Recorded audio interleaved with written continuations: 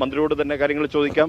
Minister, ഇന്ന് വളരെയധികം പ്രതീക്ഷ നൽകുന്ന ഒരു കാര്യം പടവെട്ടിക്കുന്നിൽ നിന്നും 4 പേരെ ജീവനോടുകൂടി കണ്ടെത്താൻ സാധിച്ചിരിക്കുന്നു എന്നുള്ളത്. അതെ, അത് വലിയ ആശ്വാസകരമായ കാര്യമാണ്. അവർ ഈ ബുദ്ധിമുട്ടുള്ളപ്പോൾ അതിൽ മാറി നിന്ന് പോയത്.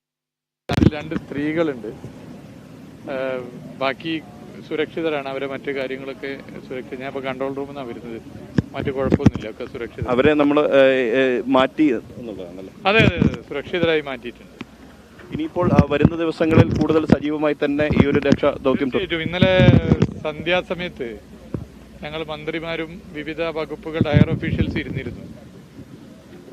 വിവിധ ഫോഴ്സസ് ഉണ്ടായിരുന്നു. അപ്പോൾ അതിൽ 6 സോണായി തിരിക്കാനും 40 അംഗ ടീം ചിലയിടങ്ങളിൽ കൂടുതൽ ഫോക്കസ് ചെയ്യേണ്ടടുത്ത് അങ്ങനെ ഫോക്കസ് ചെയ്യാനും തീരുമാനിച്ചു.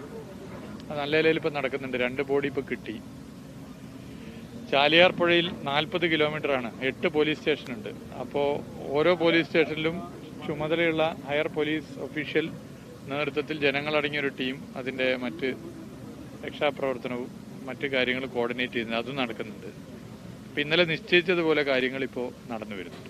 ഇപ്പോൾ ഈ പരിക്കേറ്റവരുൾപ്പെടെയുള്ള ഈ കണ്ടെത്തിയവരെ ഇനി ഈ വയനാട് ജില്ലയിലെ ദുരിതാശ്വാസ ക്യാമ്പുകളിലേക്ക് തന്നെയാണോ മറ്റെവിടെയെങ്കിലും അവരെ മാറ്റാനുള്ള തീരുമാനം ചർച്ച ചെയ്യുന്നുണ്ട്. ചർച്ച ചെയ്ത് അവരെ ആരോഗ്യസ്ഥിതി കൂടി നോക്കിയിട്ടാണ് ബാക്കി കാര്യം. ഇപ്പോൾ അവർക്ക് ചികിത്സ നൽകുന്നതിനാണ് പ്രാഥമിക. തീർച്ചയായിട്ടും അതാണല്ലോ ആദ്യം ചെയ്യേണ്ടത്. അത് ചെയ്ത് മറ്റു കാര്യങ്ങൾ നമുക്ക് അതിനനുസരിച്ച് ചെയ്യാം. മന്ത്രി പറയുന്നത് ഈ 4 പേരെ ജീവനോടെ കിട്ടിയത് പ്രതീക്ഷ പകരുന്നുണ്ട് എന്നുള്ളതാണ്. എന്തായാലും അവരുടെ ചികിത്സയ്ക്കാണ് ഇപ്പോൾ പ്രഥമ പരിഗണന നൽകുന്നത്. മന്ത്രി PM മുഹമ്മദ് റിയാസ് ഇവിടെയുള്ള രക്ഷാപ്രവർത്തനങ്ങൾ എല്ലാം തന്നെ നേരിട്ട് കണ്ട് വിലയിരുത്താനാണ് അദ്ദേഹം എത്തിയത്.